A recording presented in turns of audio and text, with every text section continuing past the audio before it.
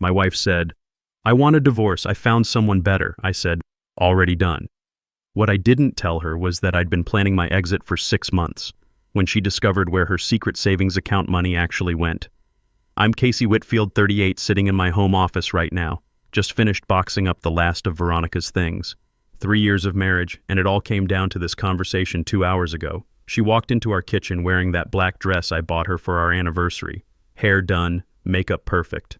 Should have been my first clue she was going somewhere after this.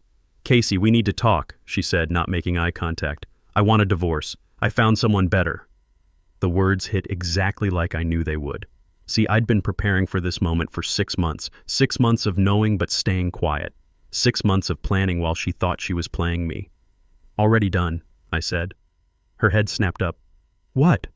"Filed the papers yesterday. Served you an hour ago, actually. Check your email." The look on her face. Pure shock. In her mind, this was supposed to be her big dramatic exit. She'd drop the bomb, I'd beg, she'd leave feeling superior. Instead, I was calm, ready. "You... what? How did you..." "Veronica, you've been working late 4 nights a week for months. You changed all your passwords. You hide your phone when it buzzes. I'm not stupid." She tried to recover. "Well, good. Makes this easier. I'll be moving out by... Your stuff's already packed. 3 boxes in the garage, clearly labeled." Another stunned look. "You packed my things?" "Tuesday, while you were at your client dinner." I made air quotes. "Petty? Maybe. Satisfying? Definitely." Here's what Veronica didn't know. I'd found out about Hudson Wright 6 months ago. Not through snooping initially. She literally left her phone on our kitchen counter with his texts visible. Saw enough to know what was happening. Instead of confronting her immediately, I got strategic. First thing I did was consult my lawyer buddy from college, then hired a real attorney. We weren't just dating anymore. We owned a house together, had shared investments, retirement accounts. Wanted to know my rights and options. Learned some interesting things about our financial situation. We'd been saving aggressively. Joint account for house projects and vacations sitting at $45,000. Individual retirement accounts. Shared mortgage on our $320,000 house with about $80,000 equity. She'd also insisted on maintaining separate personal spending accounts. Red flag I should have caught earlier. What Veronica didn't realize was that her secret savings account, the one she thought I didn't know about, wasn't as secret as she believed. Months ago, when we set up our online banking, I'd helped her create the login, watched her use the same password pattern she always used. I never touched that knowledge until 6 months ago. When I finally checked, I found she'd been skimming from our joint vacation fund, about $400 a month redirected to this secret account. Balance was sitting around $8,200. But here's the thing. That account was still linked to her old checking account from before we married, an account her father Edmund had co-signed when she was in grad school. Due to some lazy banking, he was still listed as joint owner.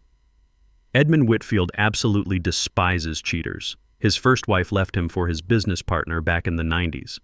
Edmund and I had grown close over the years. We'd grab lunch monthly, talk business and life. Last month over lunch, I might have mentioned Veronica seemed distant lately, stressed about something she wouldn't discuss. "I'm taking my money from our joint account," Veronica said now, trying to regain control. "All of it." "Sure. Already transferred your contributions back yesterday. That's $23,400. Check your account." She went pale, started doing mental math. See, she'd been telling me she was contributing $1,800 monthly to our joint savings, but only putting in $1,400. That missing $400 went to her secret fund. In her mind, she had around $32,000 between both accounts. Reality? About $31,600 total, but not where she thought it was. "This isn't right. I've saved more than that." "No, you told me you were saving more." "Big difference." She stood up, angry now. "Fine, whatever. Hudson makes twice what you do anyway." Hudson. Finally said his name. The VP of Strategic Development who'd been promising her the world, taking her to expensive restaurants on his corporate card, making her feel like she was trading up from a senior operations director to a real executive. "Good for Hudson," I said. "Hope he's ready for the responsibility." "What's that supposed to mean?" I shrugged. "Nothing. Just that corporate VP positions come with a lot of scrutiny. especially regarding company expense policy violations and conflicts of interest. She grabbed her phone, started texting frantically, probably Hudson telling him to pick her up. "Oh, about your savings," I added casually. "The secret account, might want to check that balance." She froze. "How do you—" "Veronica, you used the same password pattern you always use. You're not exactly a cybersecurity expert." She opened her banking app. I watched her face change as she saw the balance. "What did you do?" "Me? Nothing. Your father, though, he noticed some unusual activity on an account he co-owns. Moved the funds to protect them, as is his right." The next 20 minutes were beautiful chaos. She called Edmund, screaming about theft and demanding her money back. I could hear his calm voice through the phone. "Veronica, Casey told me some concerning things about your behavior. That money was for your marriage and future, not for financing an affair. It's in a 6-month CD now. You can have it when you prove you're making responsible decisions." "This is financial abuse," she yelled. "The only abuse I see," Edmund said, "is of the trust your husband placed in you, the trust I placed in you." Then came the kicker. "Also, you should know, Hudson's married with 2 kids. My golf partner works in his company's legal department. Thought you should know what kind of man you're choosing." She hung up, stared at me with pure hatred. "You vindictive bastard. Veronica, you've been actively planning to humiliate me for months. You let me make vacation plans while you were planning your exit strategy. I'm just protecting myself." She called Hudson. Put it on speaker by accident. His annoyed voice filled the room. "Veronica, I told you not to call during work hours. Look, about tonight, something came up. Family emergency. Can we reschedule?" "Reschedule? I just left Casey. I told him about us like we planned." Long pause. "We didn't plan anything. Jesus, Veronica, what did you do?" "I filed for divorce. I need you to—" "You what?" "I never told you to do that. I have a situation here. I can't talk right now." Click. The look on her face. Reality hitting like a freight train. No husband, no backup plan, no secret savings, no corporate VP romance. Just the consequences of her choices. She made more calls. Her sister, who said she couldn't deal with drama right now. Her best friend, who suddenly remembered a prior commitment, finally called an Uber to her mother's house. As she dragged her boxes to the door, she turned back one last time. "I hope you're happy. You've ruined everything." "No, Veronica, you ruined everything. I just refuse to let you ruin me too." The Uber arrived. She left without another word. That was 6 hours ago. I'm sitting here now, house finally quiet. Got a text from my lawyer confirming the separation papers were properly served. Another from Edmund saying he's proud of how I handled things. The best part? I start my new position Monday. Regional Operations Director, 40% pay bump. The promotion I'd been working toward for 2 years came through last month. Perfect timing for a fresh start. 6 months of watching her lie to my face. 6 months of careful planning. 6 months of letting her think she held all the cards, worth every second. It's been a week since Veronica moved out. Thought I'd seen the last of the drama, but apparently I underestimated her capacity for self-destruction. Blocked her on everything personal, but she still has my work email. Woke up to 12 messages. Started with anger. "You're a psychopath for planning this." Moved to bargaining. "We can work through this if you just transfer my money back." Ended with threats. "I know people at your company. I'll tell them what kind of person you really are." That last one made me laugh. She thinks she knows people at my company because she once met my regional manager at a holiday party. What she doesn't know is that my promotion was specifically approved by the executive team. Pretty sure they won't care about drama from my cheating wife, but the emails weren't the best part. The best part was the call I got from Edmund yesterday. "Casey, thought you should know, Veronica tried to access that CD. Bank flagged it as potential fraud since she's not authorized. I've had to put additional security measures on all my accounts." Then he sent me a screenshot of a text from her. "Dad, you have to release my money. Casey manipulated you against me. Hudson was just a friend helping me through a difficult marriage. I need that money for a security deposit." Edmund's response: "The only manipulation I see is your attempt to rewrite history. The money stays locked until you demonstrate some accountability." But wait, it gets better. Yesterday, I got a call from our mortgage company. Seems someone tried to get information about our loan, claiming to be exploring refinancing options. When they asked for the account verification, the person hung up, called the bank about our joint account. Similar story. Someone claiming to be me had called asking about transferring funds but couldn't answer basic security questions. Veronica's getting desperate. She thought she'd walk away with half our assets and her secret savings. Instead, she's got about $23,400 to her name and no place to live except her mother's basement.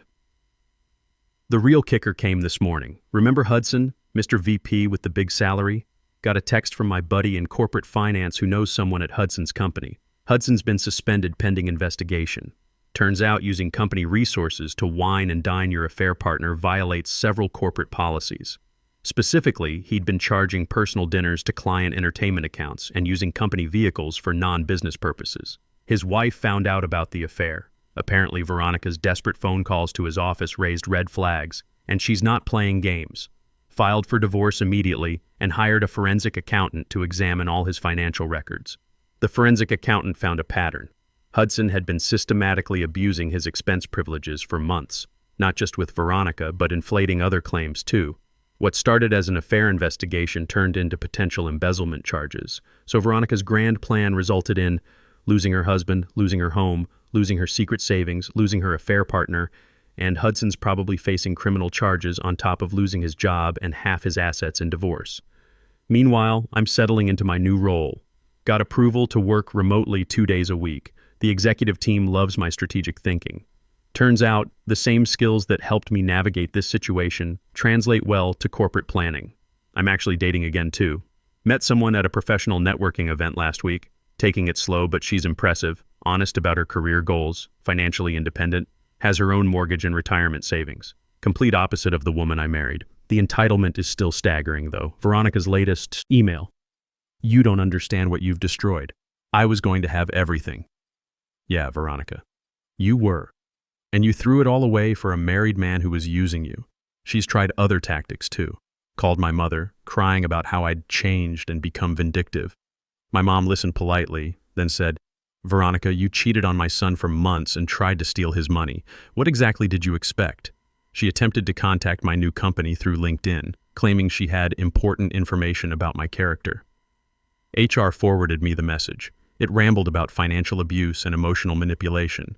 Attached were screenshots of our banking records, which ironically showed exactly what I'd told them, that I'd transferred her contributions back to her account down to the penny. The HR director called me personally. Casey, just want you to know we received some communications from your ex. Based on what she sent, it looks like you handled a difficult situation with remarkable restraint.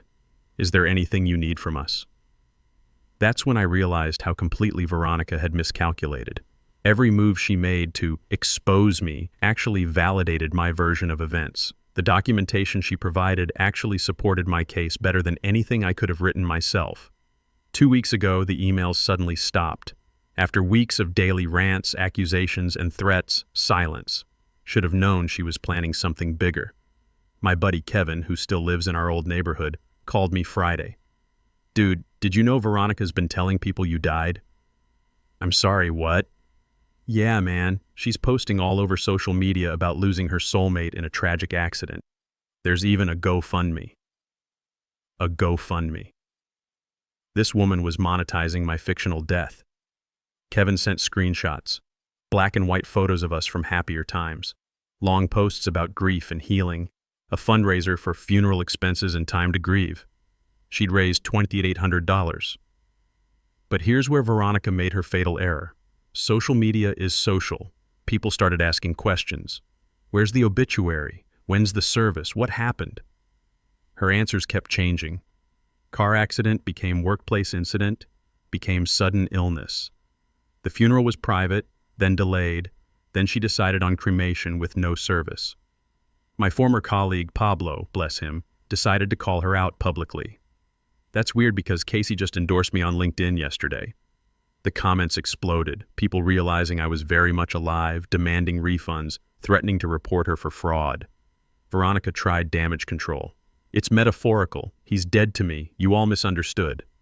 Nobody was buying it. But the piece de resistance came when Edmund called me, laughing so hard he could barely speak. Casey, she asked me to confirm you died so she could claim life insurance benefits. What life insurance? Exactly. She thought since you were married, she'd automatically be your beneficiary. I had to explain that's not how any of this works. Also, she wanted me to lie to insurance companies. I told her that's called fraud. The GoFundMe got shut down within 48 hours. She had to refund everyone. Several people filed fraud reports. The platform banned her permanently. Then came her final desperate play. Somehow she'd convinced herself I was planning to publicly expose her and decided to beat me to it.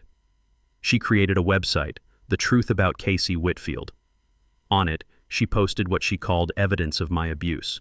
Screenshots of our text conversations where I said okay when she said she was working late, proof I was controlling. Our bank statements showing I made more money, proof I was financially dominating her. Photos of her packed boxes in the garage, proof I threw her out. She sent the link to everyone, friends, family, my former colleagues, even tried to find my new company directory. One small problem. She included screenshots of her own texts to Hudson, the ones where she called me boring and said she was just waiting for the right moment to leave, where she admitted to skimming from our joint account, where she laughed about me not knowing about her exit strategy. She literally exposed herself. My favorite response came from my Aunt Martha. Honey, this website makes you look like the villain, not him. The site lasted less than 48 hours before she took it down, but the internet is forever. Multiple people had taken screenshots. That's when things got really interesting. Remember how Hudson was under investigation? Well, Veronica's website actually made things worse for him. She'd included photos of expensive dinners and gifts, trying to show how much better he was than me. What she didn't realize was that she was documenting his corporate policy violations. Hudson's company's legal team found the website through their ongoing investigation. Every photo of an expensive restaurant, every picture of jewelry, every screenshot mentioning client dinners became evidence in their case against him. His lawyer actually reached out to me, not to threaten or negotiate, but to ask if I had any additional information about Hudson's relationship with Veronica. Turns out, they were building a case that could result in criminal charges for expense fraud. I told them honestly, I knew about the affair, but I'd never investigated their financial arrangements. However, I mentioned that Veronica had bragged about expensive meals and gifts that seemed beyond Hudson's legitimate salary level. That information helped them establish a timeline.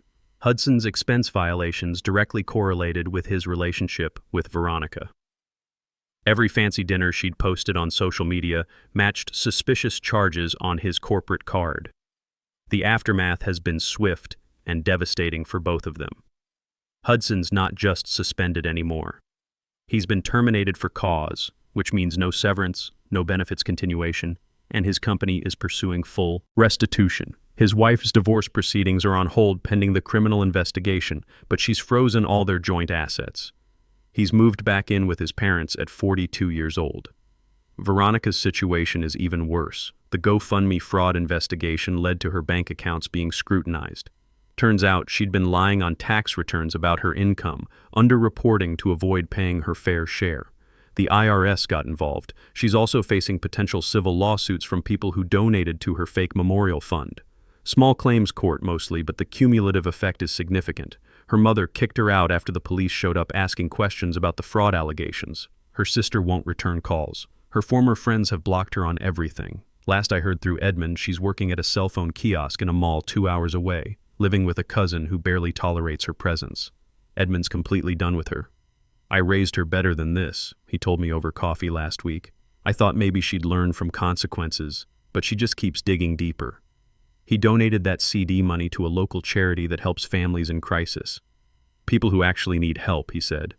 As for me, life's incredible. The new role exceeded my expectations. I'm leading a team of 12, overseeing operations for 3 states. The strategic thinking skills I developed during this whole situation have made me invaluable to the company. That woman I mentioned? We took a weekend trip to wine country last month. She's brilliant, successful, and refreshingly straightforward about everything. No hidden accounts, no secret plans, no lies about working late. Just honest communication and mutual respect. We're taking things slow, but I'm optimistic. It's amazing how much you can appreciate transparency when you've lived with deception. The irony isn't lost on me. Veronica spent so much energy trying to avoid consequences that she created catastrophic ones for herself. If she'd just asked for an honest divorce, she'd have walked away with her dignity and about $30,000. Instead, she tried to manipulate everyone and ended up with nothing but legal troubles. But I'm not done with updates yet. The story gets even better. Last month, I got a call from a number I didn't recognize. Turned out to be Hudson's ex-wife, Miranda. Mr. Whitfield? This is Miranda Wright. I hope you don't mind me calling. I got your number from your father-in-law's golf buddy. Not father-in-law anymore, but sure. How can I help you? I wanted to thank you. If you hadn't exposed that parasite, I'd have wasted years more of my life. The divorce finalized last week. Turns out, the criminal investigation revealed even more than anyone expected. Hudson hadn't just been padding expense reports for his affair with Veronica. He'd been systematically embezzling for over a year. Fake vendor payments, inflated travel expenses, phantom consulting fees. Total amount exceeded $150,000. The prosecutors are pushing for prison time, Miranda told me. My lawyer says I might actually get more than half the assets because of the financial crimes. His pension's going to help pay for my kid's college instead of funding his midlife crisis. She paused. I also wanted you to know. That woman, Veronica, she's been trying to contact me. Claims she wants to tell her side of the story about Hudson. Wants me to believe she was manipulated too. What did you tell her? I told her I'd seen her social media posts bragging about expensive dinners and jewelry. Nobody manipulated her into taking gifts from a married man. She made her choices. Miranda's right. Veronica's been trying to rebuild her narrative, claiming she was Hudson's victim too. Problem is, her own digital footprint contradicts everything she says. Speaking of consequences, the IRS finished their investigation last week. Veronica owes $12,000 in back taxes, plus penalties. They've garnished her wages from the cell phone kiosk job. At $12 an hour, it's going to take years to pay off. Edmund updated me on her latest desperation move. She applied for government assistance, claiming to be destitute. During the application process, they discovered the CD he'd locked away. Even though she can't access it, it still counts as an asset. Application denied. She called me screaming about it, Edmund said. Demanded I withdraw the money so she could qualify for aid. I reminded her that would constitute fraud. She hung up on me. That's been Veronica's pattern throughout this whole situation. Every solution creates new problems because she won't accept responsibility for anything. Meanwhile, my life keeps getting better. The woman I've been dating? Her name's Jennifer, and last weekend she met my parents. They love her. She's an architect, owns her own firm, has 2 rescue dogs, and makes me laugh every day. She's the opposite of Veronica in every way that matters, my mom told me privately. Honest, successful, and she actually seems to like you for who you are. That last part hit home. Jennifer appreciates the strategic thinking that Veronica called boring. She respects the financial planning Veronica called controlling. She values the stability Veronica threw away for excitement. We've talked about what happened with my marriage. Jennifer's response was perfect. You protected yourself from someone who was trying to use you. That's not revenge, that's just smart. The professional front is equally satisfying. My regional director role has exceeded all expectations. The executive team fast-tracked me for additional training. I'm being considered for a VP position that would open up next year. The same skills that helped me navigate Veronica's betrayal translate perfectly to corporate strategy. Gathering information, planning ahead, understanding people's motivations, anticipating consequences. Turns out managing crisis situations is exactly what companies value in leadership. I got one final email from Veronica last week. Just one line. I hope you're proud of what you've accomplished. I am proud, actually. Not of her downfall. That's entirely her own doing. I'm proud of how I handled an impossible situation. I could have confronted her immediately and ended up in a bitter, expensive divorce battle. Instead, I gathered information, protected my assets, and exposed her lies through her own actions. Every consequence she's facing stems directly from her choices. The affair, the financial manipulation, the fraud attempts, the public lies, none of that was forced on her. If anything, I gave her every opportunity to confess and handle things maturely. Instead, she doubled down repeatedly until she'd burned every bridge and destroyed every relationship. The final irony? Hudson's company offered me a consulting contract. They want my insights on developing better expense oversight systems. The same situation that cost Hudson his career is advancing mine. I declined. Don't need the money, and working with Hudson's former employer would feel weird. But the offer validated something important. People recognize competence when they see it. Jennifer and I are planning a vacation to Europe this fall. She's never been, and I want to show her Rome and Florence. We're splitting expenses equally, something Veronica never understood. Jennifer insists on paying her own way because she values independence. It's refreshing to be with someone who sees partnership as mutual support rather than financial opportunity. Edmund called yesterday with the final chapter of Veronica's saga. She's apparently engaged again, met someone through a dating app, told him she's a widow whose husband died tragically young. Same story she used for the GoFundMe. Poor bastard has no idea what he's getting into, Edmund said. But that's not my problem anymore. He's right. Veronica is no longer our problem. She's someone else's crisis waiting to happen. As for me, I'm closing this chapter completely. Deleting this account, moving forward with my life, a life that's infinitely better than anything I would have had with someone who saw marriage as a stepping stone rather than a partnership. Remember, when someone shows you who they are, believe them. And when they try to manipulate you, make sure you're already 3 steps ahead. Not for revenge, but for protection. Thanks for following this journey. Time to focus on building something real with someone who deserves it. Peace out.